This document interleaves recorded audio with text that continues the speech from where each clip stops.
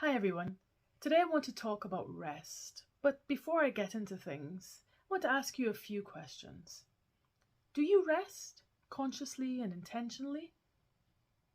How do you feel about rest? Is it something that you enjoy or do you feel a little bit guilty about it? And when do you rest?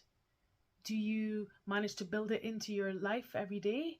Or do you only rest when all the chores are done? Or do you only rest when other people are also resting?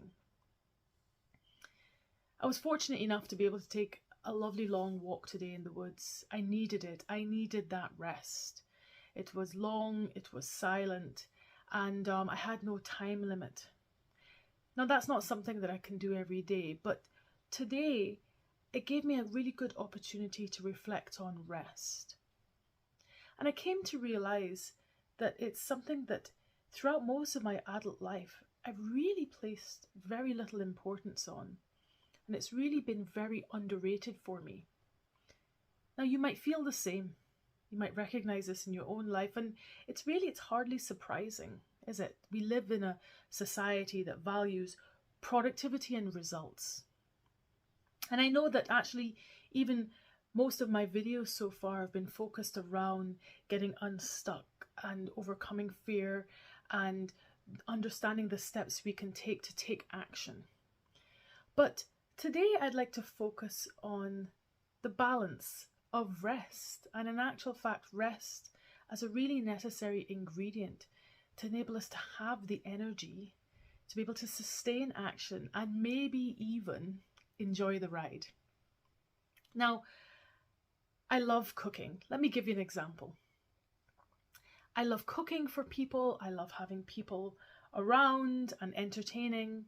And whenever I do this, I always go completely all or nothing. In this case, all. And I take a lot of pride in scratch making everything that I'm cooking. And I want to make multiple courses, and I would even buy in the pre-cooked chicken. If I'm making sandwiches, I'm going to cook that too. Think about what nibbles we're having, think about the drinks. And this isn't surprising for me because in terms of how I show love, it's through these acts of service. So cooking for other people and seeing that enjoyment on their face is something that I derive a lot of pleasure out of. However, it takes a lot of planning. On the day when people come around, I have to get up early. It'll involve lots of standing around in the kitchen constantly. It'll involve lots of fridge Jenga and oven musical chairs. And if I'm making a cake somehow, I never make enough frosting, so I'll need to wash and dry and repeat. And of course, this is over and above all the regular cleaning or tidying or preparations that you might make for having folks around. And what did I get? Well, I got some nice food. Everyone seems to enjoy it. But I also found myself mentally and physically drained often. Sometimes if the evening were going on into the night, I might end up being not great company, end up being a little bit grouchy or tired. And almost inevitably, I would have a really aching lower back from all the standing. And by the end of the night, I would just collapse into bed. I was exhausted and I would need to recover. And it's this word recover and the notion of recovery that I just want to focus on for a minute. And what I came to realize on my walk was that what if rest and recovery are not the same thing? What if we could build in more rest throughout our day in order to try and avoid or reduce the need for recovery? I started to think about it like a car. If we're going on a really long journey, the first thing you'd do is you'd fill up your fuel tank to make sure that you could have enough fuel to make the journey. In fact, if you're going on a long journey, you might need to stop a couple of times and refuel. And even if you're making many short journeys, eventually you run out of fuel. You're going to need to put more petrol or diesel or whatever it is in your tank. Well, I started to think about rest as being that fuel. You know, you wouldn't start a long journey without the fuel. You couldn't, in fact, could you? And what if rest is actually the fuel that we need in order to be able to meet all of life's demands. Recovery, on the other hand, if we take the analogy with the car, is like when you've completely run your tank to empty, and you've, in fact, throughout the course of this, you drove for so long that maybe your car is overheating, and maybe, in fact, you've broken down, and fuel can't fix that. Rest is not the same as recovery. Recovery is trying to get over and heal yourself from an overexertion. And I'm not talking about things like particular exercise that we want to do. If you want to train to do a 10K or something, you obviously have to exert and you have to recover. And that's a really important part of your body's healing process and strength building. But I'm talking about a different kind of recovery, the kind that happens when you've just given too much of yourself, and trying to think about how rest might enable us to just stay topped up throughout all of that. So what does this mean, for example, for my love of entertaining? Well, I still love it, okay? But I've come to realize a couple of things. I'm not Superwoman. There's no trophy at the end of the day for the person who can do the most.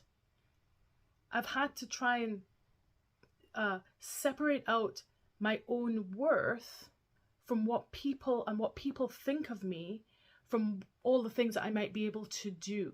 People don't care about whether or not I've done everything absolutely from scratch. They care about good conversation, good company, good entertainment. So instead now, when I'm doing this, I try to plan my day to deliberately build in more rest. I'll try to make less, okay? I'll accept using some store-bought things as shortcuts, and that's okay.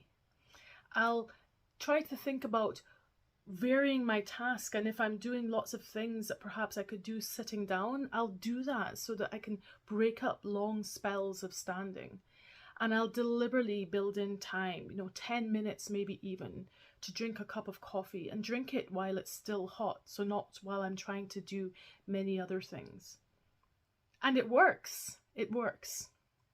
But it does mean having to confront and accept the need to say no. The need to say no to myself for the 100 things that I want desperately to put on my to-do list, but I know that I can't. And also sometimes the need to say no to others, to other people's needs or demands or expectations. As a long-standing people pleaser, that's been really, really hard. But the flip side of it is I've also managed to say yes to lots of things. I've managed to say yes to meditation, even if it's just for a short while during the day.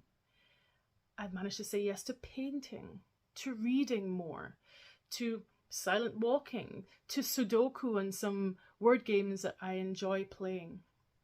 And when I look at these things that I've said yes to, I realize that I've actually started saying yes to me a lot more. And I've also had to get a lot more comfortable with resting, even if the people around me aren't resting. And to recognizing that whether or not I deserve to rest does not depend on how busy other people are. So it's not been easy. I know our everyday lives are jam-packed with demands and pulls on our time and expectations of other people. And it's hard to let go of some things. And it might also mean having to have some hard conversations with other people who you might need to hand things over to so that you can all get a chance and an opportunity to rest. It's January, New Year, and you may well have set New Year's resolutions. I suppose there's a good chance that perhaps those resolutions, as they often are, about wanting to do things or achieve things or attain things. But what if the shift in your life could come instead from not doing and actually from resting? How might things be different from you? Good luck.